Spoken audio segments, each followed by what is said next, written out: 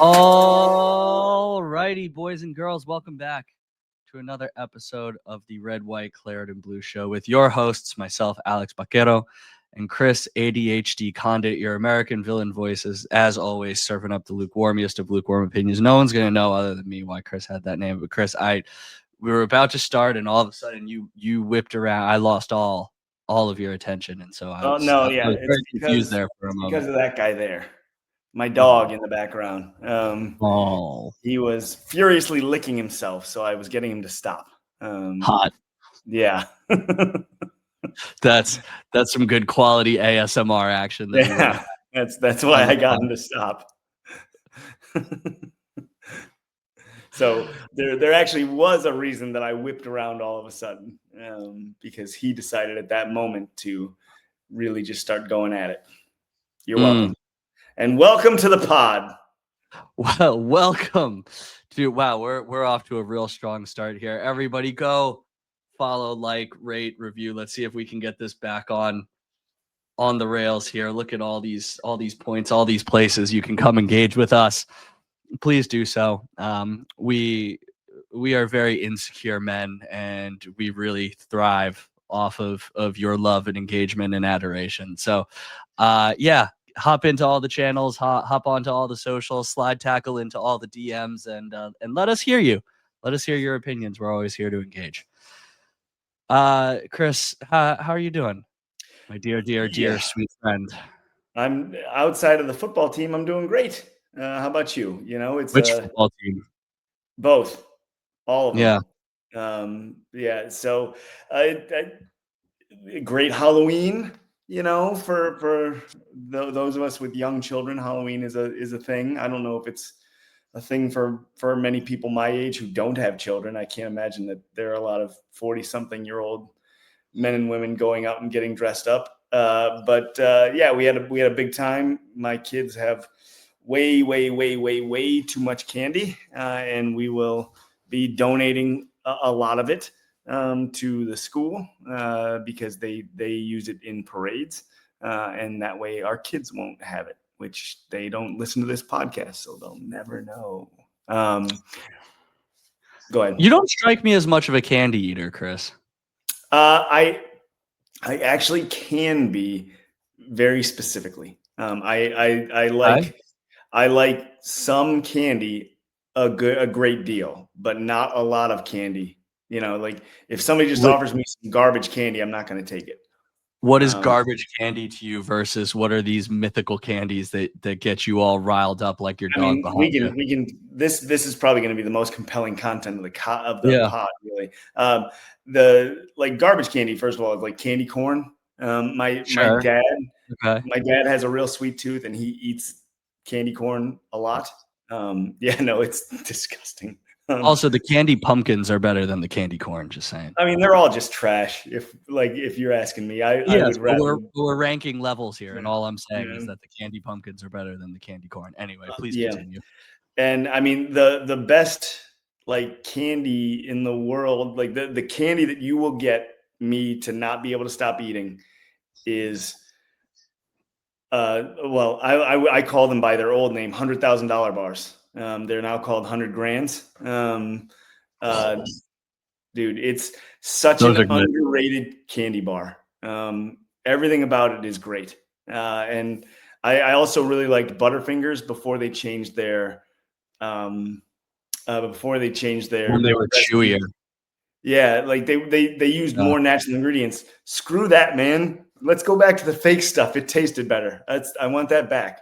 But so those are like the two that, like, if you get those in the cupboard, they're going to be gone because I will eat the fool out of them. And also nerd gummies. Have you had those things, like the nerd the gummy clusters, bro? They actually are a superior evolution on the Nerds rope that was around back in the day. 100%. And yeah, a lot of things have gotten worse. Those gummy clusters are definitely an improvement on the Nerds rope, which I loved. I had a friend of mine. Yeah, a friend of mine told me about the Nerds gummies clusters, like whenever they came out, however many years ago, a couple years ago it was. And he said, "Oh, dude, have you had these yet?" And I said, "No." And then I tried them and I ate like half a bag, because I just sat there and just kept popping them in my mouth. So no, but not generally a huge candy guy. What about you, Alex? What is your favorite Halloween candy? Oh, I'm a huge candy guy. I was so happy that we had a lower turnout than usual this year, because now I've got the rest of the cauldron that we put all our candy in, plus a couple more bags that were supposed to be our leftover. That's basically all going to be mine, because Katie doesn't eat candy like that. I would say the only things that I really discriminate against are anything that is pure cherry, pure licorice, pure grape flavored fruity candies. I wouldn't say that I'm a huge fan of Skittles either, for that matter.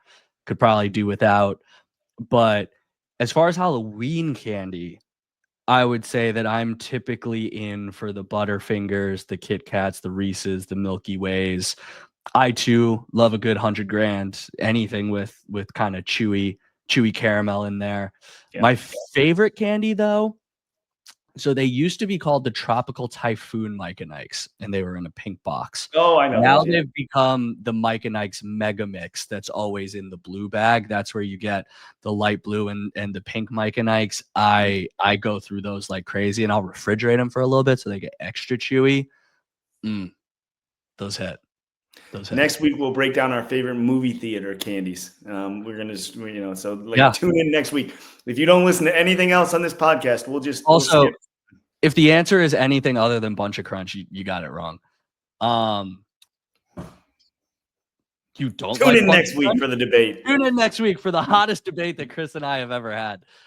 We also gave out little, so I'm from the Northeast, we call them nips, but airplane bottles of liquor to parents who came through. We try to make it all ages are welcome in the Bucaro front yard. So the funniest part was when like a little 8-year-old went up to the wrong thing and was like, "Oh, what are these?" It was like, "No, that's the adult bag." Yeah, that was what I was gonna ask, because that seems like a recipe for disaster. So like we didn't do it this year because I walked with the kids this year, since they were both old enough to walk, and eventually separated because one of them, the younger one, wanted to go to bed, wanted to go home and go to bed. Nice. The older one wanted to stay out. So sure. Normally I would stay back and I would pass out candy and have a cooler with bevies in there for the adults. But cans, so that children wouldn't confuse them for like the candy soda bottles. You remember those old school, like I do. Yeah. The wax bottles. I just feel like somebody's going to get Fireball. Some kid's going to get Fireball and just immediately throw up if you do the airplane bottles. Well, Chris, you know what made me want to throw up? It was performance against Liverpool. So let's dive right into it. Not a whole lot of changes to the lineup from what we've seen in recent weeks. Buendia obviously injured, so Evan Gasson came in on the wing. Good news, probably the only good news that came out of this weekend, is that Buendia did avoid a major injury, and Unai did seem to imply that he would be back within the week, if not on Thursday, actually. Yeah. So thankfully, just a knock, hopefully just a bone bruise, and he's kind of good to go. But Chris, what did you think when you saw this lineup trotted out? I mean, it was what was available by and large, and it was kind of what I expected the team to do, given Buendia's injury in particular, and I really thought that it was probably the best lineup. Maybe Daniel Malen needs to be in there, would be the argument, but the reason that I am okay with not starting Malen would be that you bring him on at 60, 65 minutes as a spark plug like he has been in the past. But it just didn't go at all the way I thought it was going to. But when I saw the lineup itself, I wasn't particularly moved one way or the other by it. What about you, Alex? Yeah, I wasn't particularly hard pressed to find fault with it, but Chris, we'll get into this a little bit later, so I'm going to seed this question now, and I want you to intentionally not answer it. I'm a bit confused as to how to interpret anything or predict anything that Unai Emery does. There are times where we say he's incredibly dispassionate and he's just going to be ruthless and go for whoever's in form. And then yet to the contrary, you see Daniel Malen play great against what was it, Burnley, score 2 goals and then barely touches the field since then. We say Unai Emery is super tactically astute and willing to adjust to the opposition. You see him again. I'll go back to Burnley, try a different lineup. We talked about it kind of being that 3-2-3-2 kind of situation, pulling Malen far up the field.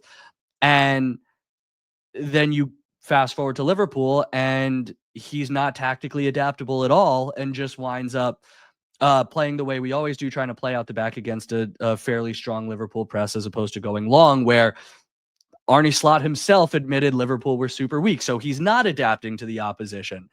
Then you've got, persistence with other players that might not make sense. The only one who I would say maybe you drop to the bench would be a John McGinn, who, by the way, is my player of the season thus far. But if you are going to adapt to Liverpool and try something different, you drop John McGinn, who is your least pacey of those 3 attacking midfielders, and you have Rodgers, Malen, and Gasson and Ollie Watkins running in behind every ball over the top of that Liverpool defense. But since Unai Emery isn't going to adjust his tactics in this game, but he will in others, we don't do that. So yeah, the lineup made sense to me. We'll get to Unai Emery and his failings in this one a little bit later on. Let's go minute by minute first, and then we can kind of talk about the performance as a whole. So, Chris, first 30 minutes actually felt fairly even.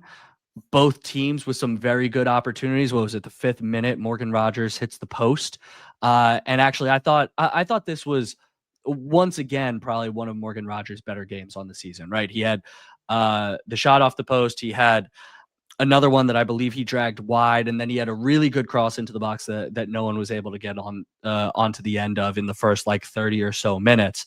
So he seemed up for it. Yep. But fairly quickly we saw what Liverpool was trying to do, and that was Villa's going to try and play out the back. We're going to press them very high, turn them over up the pitch, force them to play the ball long without being able to see what they're passing to. And it seemed like every long ball either went out for a Liverpool throw or was intercepted by the defense and had it going immediately back the other way towards Villa's box. Very rarely were Villa able to kind of truly play through it to create something in attack. I thought that Villa played their best against the Liverpool press in the first 10 minutes or so of the game when they created that Rodgers chance. And I think you could see in those first 10, 15 minutes, you can see why Liverpool have struggled this season, because when you break the press, there are just gaping channels through which to run. And you could see that when Villa had success, they had ample opportunity to move the ball up the pitch. But if Liverpool were able to get on them quickly and force a turnover high up the pitch, that was exactly the way Liverpool wanted to play, and they created opportunities off of that. So 2 things I would say. Morgan Rogers did play very well, I thought, through most of this game. He's still turning the ball over a little bit too much, that a little more than we're expecting. But he also does tend to, I'd have to look up the stats to be exact, but when you carry the ball that much, you're going to turn the ball over on occasion. Sure. The second thing that I thought with Aston Villa's difficulty, especially like I said, from the 10, 15 minute on, difficulty playing out of the back, I thought that a Yuri Tielemans would have been really helpful in this game, because he would be able to, if he was able to receive the ball in the midfield, he'd be able to find a line-breaking pass. He'd be able to play the ball long. I think he would have been a very good addition to the squad, and he was unavailable due to injury. But I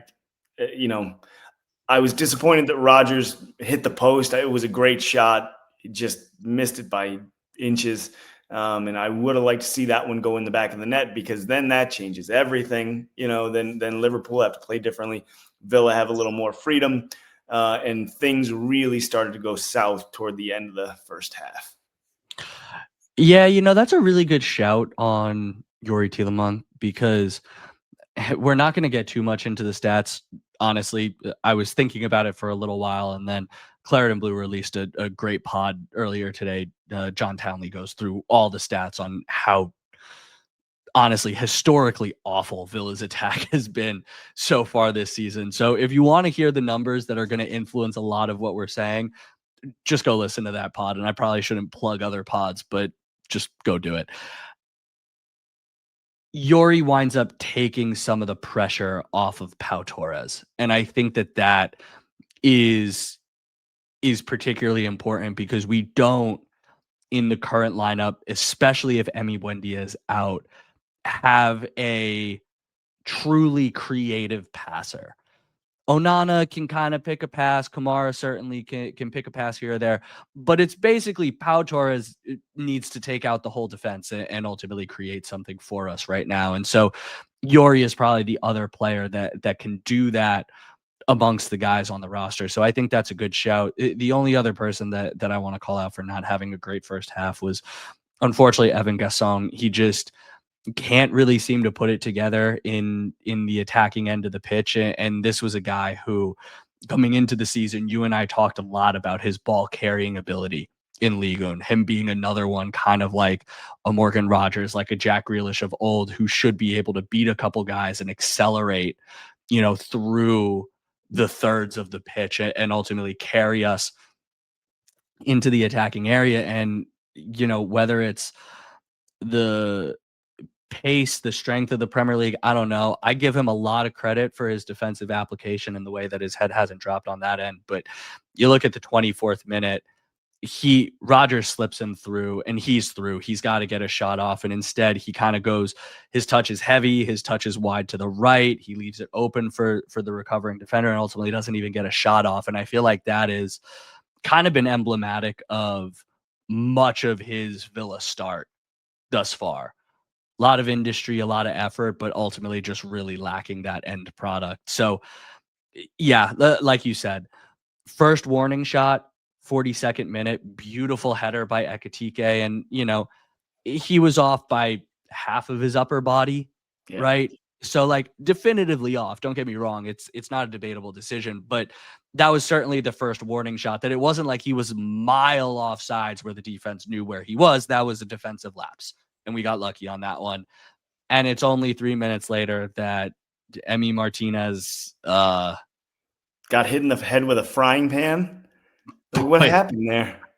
I genuinely do not know. No clue.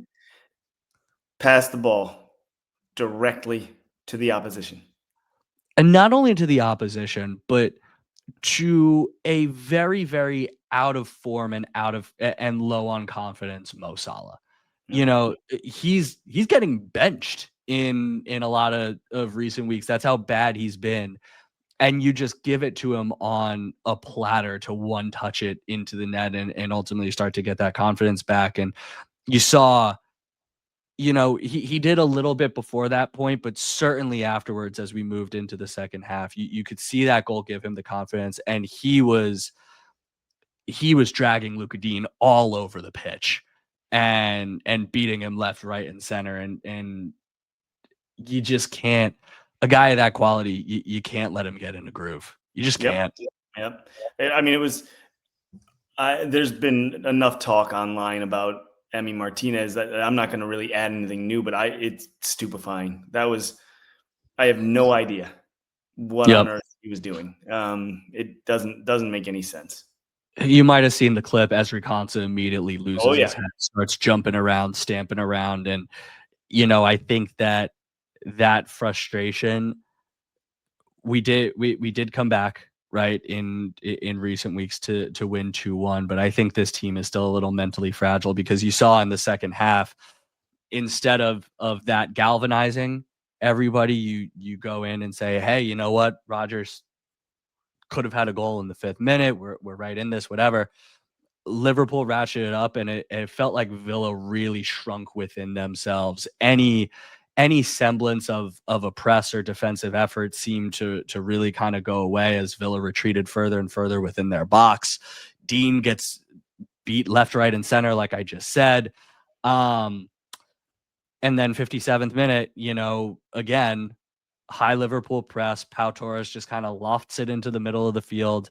No one steps up on Gravenberg, 2-0. And I mean, that was game over. Could have shut it off at that point.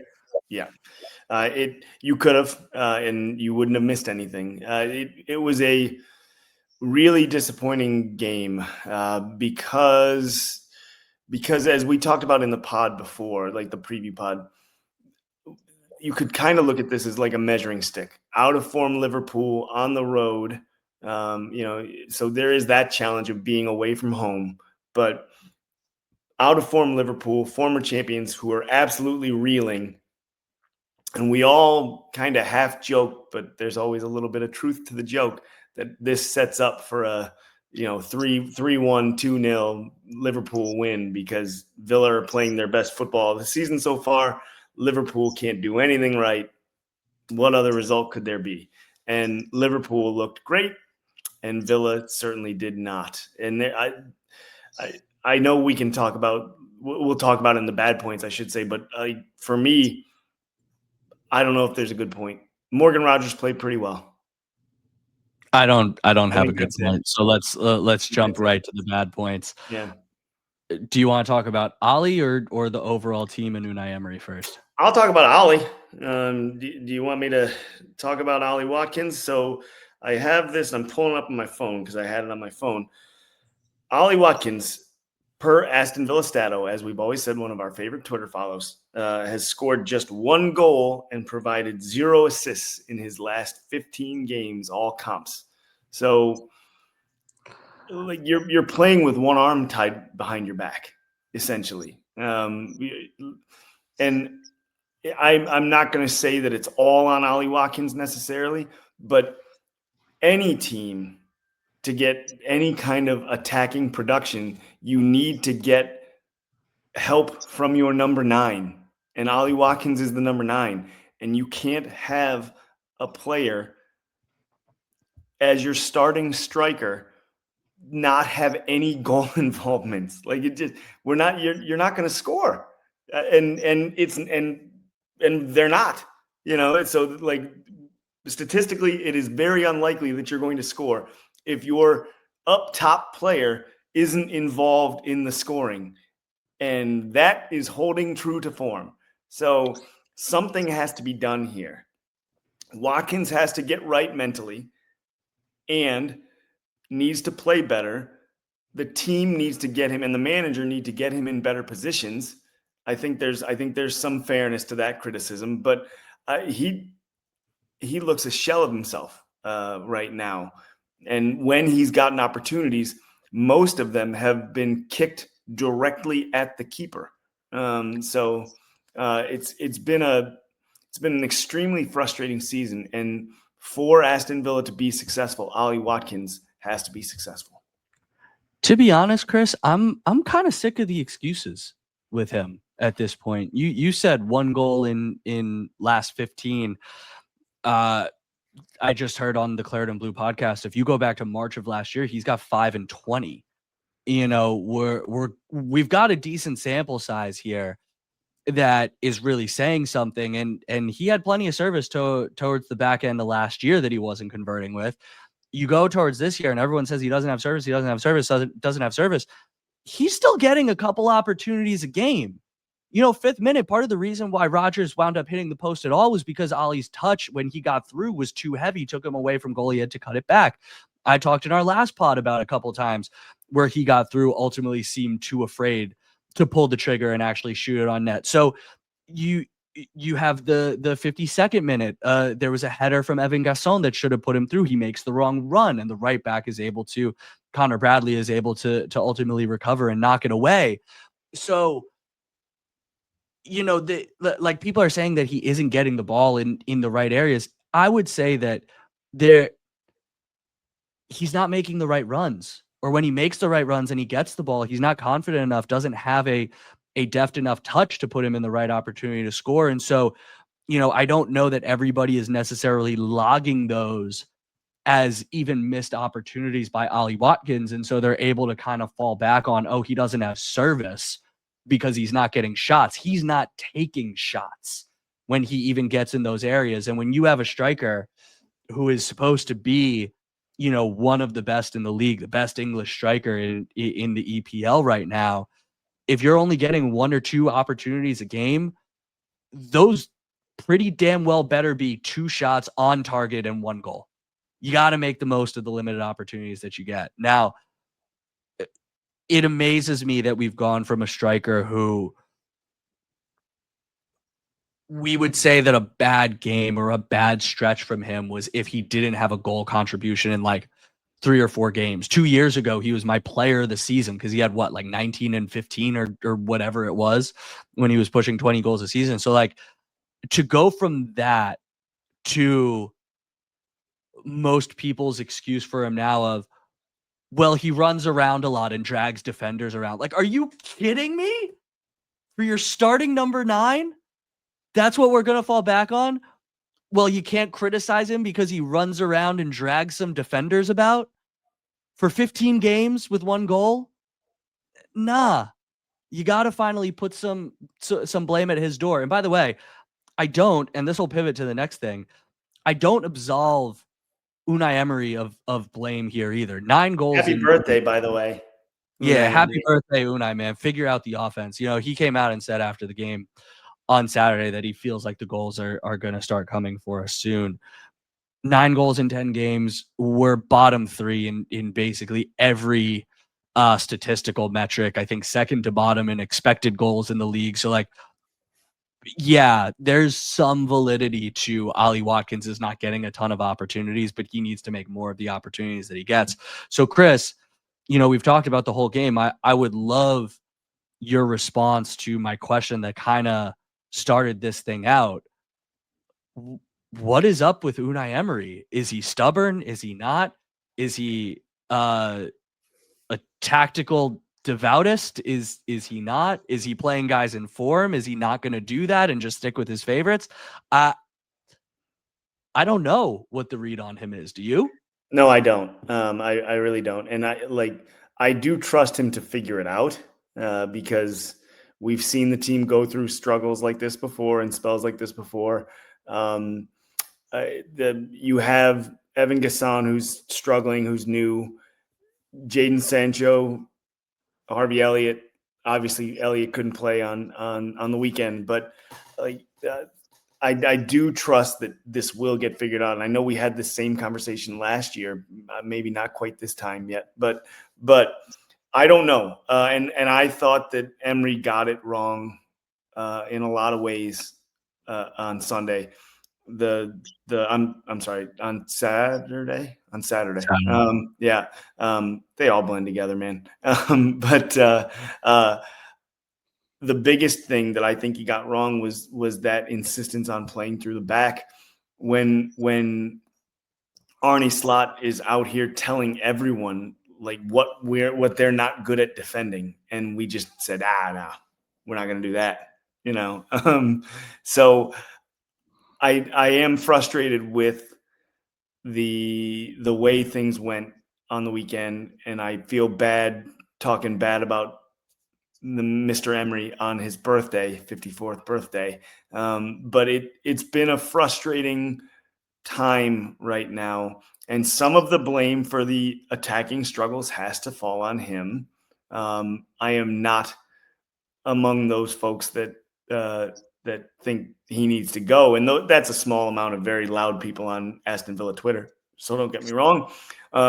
But I can't tell from one game to the next what he's going to do, because we hear all the time, like you said, that he's ruthless and he doesn't care about feelings, and he subs the sub all the time because he doesn't think about that. He just thinks this is the player I need on and this is the player I need off to put us in the best position to win, which I don't think is a bad thing as a coach, as a manager. But then you see Daniel Malen is the clearest example. a guy who cannot get on the pitch, despite the fact that outside of Matty Cash, he's probably our best attacking player. I had to do something to break it up, to get a little joke in there. But he's been Aston Villa's best and most consistent attacking player for quite a while now, actually. And Nolan can't consistently see the pitch, so I don't get that. I don't understand that. And I expect Mullen to be out there come Thursday because he's got to get time, if nothing else. So I don't know. I'm pretty frustrated. I know I predicted a 3-1 win in our last pod. I would have been very happy still with a draw, though. A draw away at Liverpool would have been fine. The last thing I would have expected or wanted would have been a result like this, because this was they looked terrible for most of the game, if not all. We created nothing against a team that can't defend. I shouldn't say nothing, right? Rodgers' attempt was good. Yeah. But created next to nothing for 75 minutes against a team that can't defend to save their lives. So yeah, Villa are down to 11th. Only Forest and Wolves have scored fewer goals than Villa this year, and I think right now you would probably tip both of them to go down. I don't know what the solution is. I would hope that it's some measure of tactical flexibility at some point, maybe the next international break, although actually I'll be in London, so maybe we won't have a chance to record. We should probably do something on the roster construction. It is interesting to me that most of Emery's purchases, bar Morgan Rogers, don't necessarily seem to impact the squad all that much or get much better once they're in Villa colors. And yet it's undeniable that he's done amazing things with the players that predate him. So what does that say about, it's clearly not his coaching, but something about the recruitment is bringing in the wrong profile of player. We certainly need to look at that as well, and how this team has been built, because I do think that we are still crying out for a couple true wide wingers. He's hit on a couple of loans in the past too, though. Like I know I'm grasping at straws there, but yeah. Anyway, let's move on to Thursday. Let's put this game to bed. It was trash, and they pick up my trash outside tonight. So hey, Liverpool deserved the win, though. Absolutely, they played well, very much better than Villa, and that's Emery said that. To his credit, Emery said that in the post. He didn't make any excuses. So, Chris, this might be the shortest preview that we ever do, because there is nothing to be found on Maccabi Tel Aviv online. Oh, there's stuff to be found, just not stuff we're going to get into. First off, Chris, I don't know if you were aware of this, but this game is in Birmingham, by the way. Yes. Yeah, you'd never know if you followed on social media at all that this game was going to be played in Birmingham.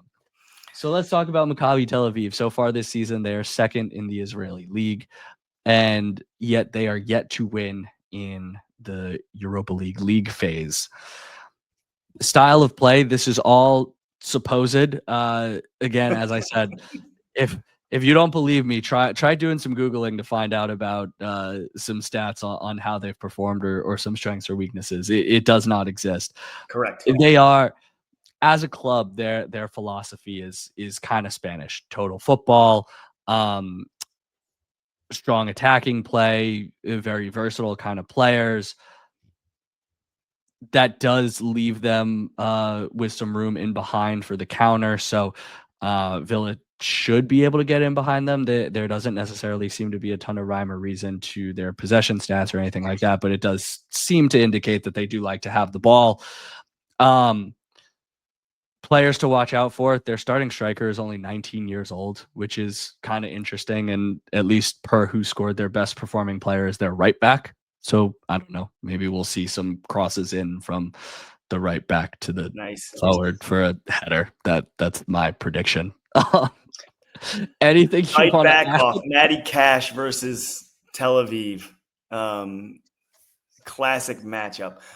No, so I did the same thing you did, except I did not go through and get it translated. Was it translated from Yiddish or what? Like what did they translate from for what you were able to find? Hebrew, Chris. Hebrew. Wait, you're Hebrew? You can't speak Hebrew? No, I'm just kidding. Um, uh, uh, I am expecting a win. I'll say that only because I think that with everything surrounding the game, and that's all I'm going to say about it, there's going to be a lot of pressure on both sides, or a lot of outside noise. How's that a good way to put it? And I think that Aston Villa, being more experienced, bigger club, all those things, is going to be more equipped to handle that outside noise. But you could see it going the other way, and just the smaller, younger, less experienced players just have no idea and go out there and play. Well, I was also going to say, we want to avoid the politics of it, but Yep. to just kind of quickly summarize, I would say the noise is more likely to galvanize Tel Aviv You think so? in it. Well, it's an us against the world kind of Yeah, mentality that I you're could see coming that. into, as opposed to Villa feeling this pressure of being the bigger club, of needing to. Are we playing in support of this? Are we not? Are they protesting us? Are they protesting them? Are they like all this other noise? I feel like more could serve to distract the Aston That's a Villa really good players, point. and it's Yeah, in their backyard, as opposed to Tel Aviv just coming in and being like, yeah, everybody hates, like, no one likes us, no one likes us, we don't care, sure. So that's all I would say about That's a about fair the point. noise around I the can game. take that. Yeah. I just, and I do think ultimately Villa's quality should show through. Like if you look at the teams that Tel Aviv have played so far in the Europa League, almost said Conference League, like they've gotten beaten pretty solidly. I think Mhm. they're They 3-1 have. and 3-0 against two sides that I would expect Villa to beat. So I don't have a lot on this one. I think Villa will win, and I think if Villa do not win, that would be an almost apoplectic result. I don't know how you can recover in the league from that, because you're better at every phase of the game than Tel Aviv are.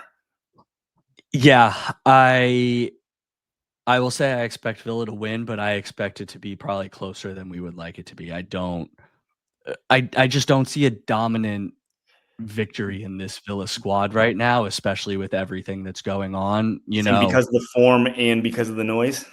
I think so. I think we're looking at a scrappy 1-0, maybe a 2-1, a 2-0, but where we're under pressure for decent stretches of the game, something of that sort, or maybe not under pressure, but just like look sloppy for large swaths of the game. If we roll out 3-0, 3-1 winners, I think I would be surprised with Yeah. that result as well. I hope so. I hope it happens because I think it'd be good for the squad confidence. And Sure. I also think that the longer you let a team hang around that shouldn't hang around, the Yep. more likely something will happen that shouldn't happen. As they grow in confidence and grow in the game. So I would like to see this put to bed early, and the fans inside and out the stadium calm and easygoing. So I hope that you're wrong. I hope that I'm right. And Me too. I think I think that if you get some minutes for Ollie Watkins in this one to try and get a goal in the back of the net, let him see the ball hit the back of the net. I I think this is a chance to build confidence. in a squad that desperately needs it right now. So what are you expecting for the lineup? Like we just talked about, I don't really know. I tried to put one together. I have no idea if this is going to be the lineup or not. So I've got Marco Bizot in goal, Cash at right back, Kansa, Mings, Matson, and some of this is squad rotation. I have Onana and Kamara. Maybe though Barkley shows instead of I would think instead of Onana. Sure. But I've got the pairing that started against Liverpool, and then the front three. I think you're going to see Harvey Elliott's in the Europa squad, right? So I actually have him starting, which I'm not sure is going to happen. But I think if there's a time to do it, it's now, right? So I would probably go with something like Gassan, Rogers, Elliott in some sort of combination. And then up top, Daniel Malen. But I don't think that's the way they're going to do it. The other thing you could do is start Ollie Watkins, put Daniel Malen on the wing, and then you would move Gassan out, I would think, and just kind of move the middle or the top three around to shift them. But I do think this is the opportunity to start Harvey Elliott. He's not gotten many minutes. I think this is a good chance to do it. Whether or not it's going to happen, I don't know. I have no idea what Unai Emery is going to do. So I too think there's going to be a little bit of squad rotation in this one. But probably a little less than you do. So I'm expecting Emmy, Cash, Mings, and Pau. I think we'll get Kansa another rest. And he did try this was it against Go Ahead Eagles or the game before that where we saw Mings and Pau together? I forget. Matson at left back. I agree with you there.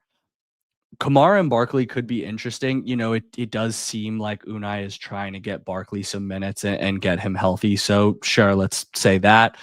And then in front of them, I have Sancho, Rogers, and Malen with Ollie Watkins up top. So that makes sense too. I think you don't necessarily fear this team all that much. You allow Malen to play off of Ollie Watkins where he's been most successful. You get some minutes for Jadon Sancho, who will obviously be under a cap. He'll probably give you 55. And then you probably bring on either a Harvey Elliott or you could bring on Amadou Onana and push Barkley further forward. You could bring on John McGinn. Like there's a lot of options there. With that kind of lineup, and you use those guys you've got really 4 fairly attacking minded players there. Use that to get on top early, get 1 or 2 goals, and then hopefully coast through the rest of it. That's what I would like to do. Yes. So what do you have for a prediction then? I know we kind of talked about it earlier. What do you think? I'm going to say 1-0 Villa. Oh.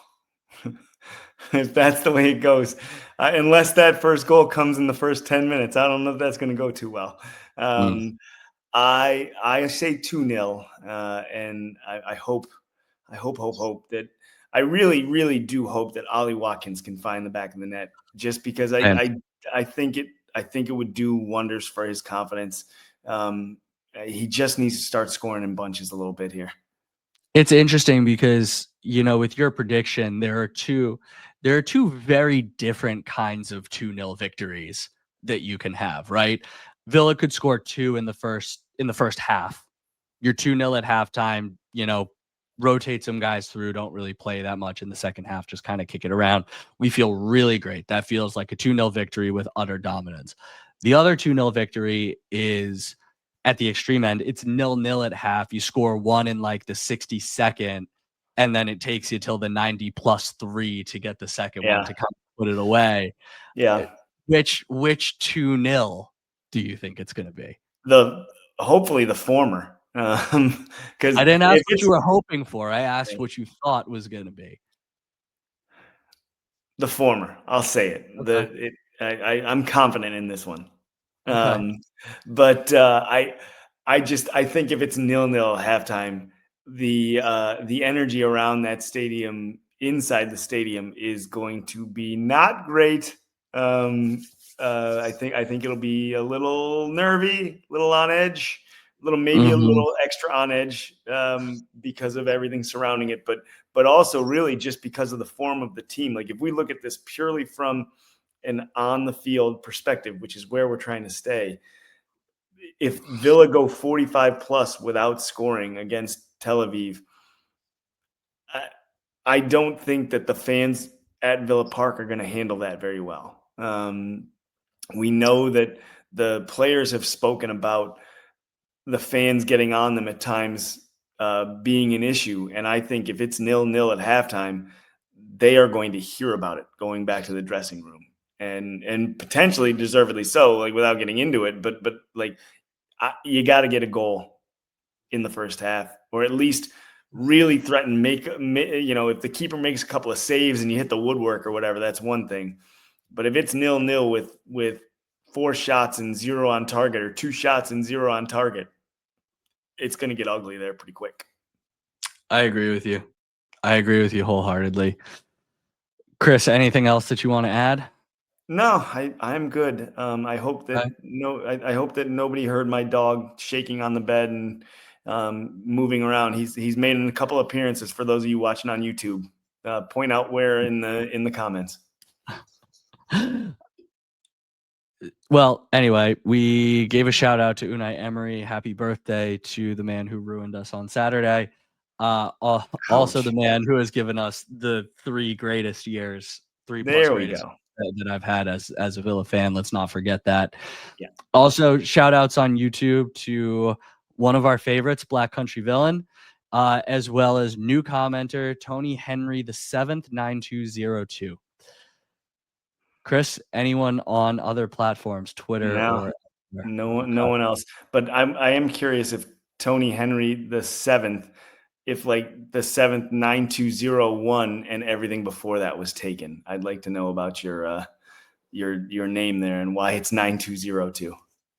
Hear that, Tony Henry? Slide tackle into the DMs. Let us know. Although I'm betting it's on a birthday. 9202. Yeah. September 2nd, 2002. If he's British, it's likely February 9th. 2002. Yeah. Yeah, good point. Cultural All right. norms, everybody. Yeah. Honestly, their way makes more sense. I know that eats you inside. So we will end it there. Chris, as always, my friend, up the Villa. Up the Villa.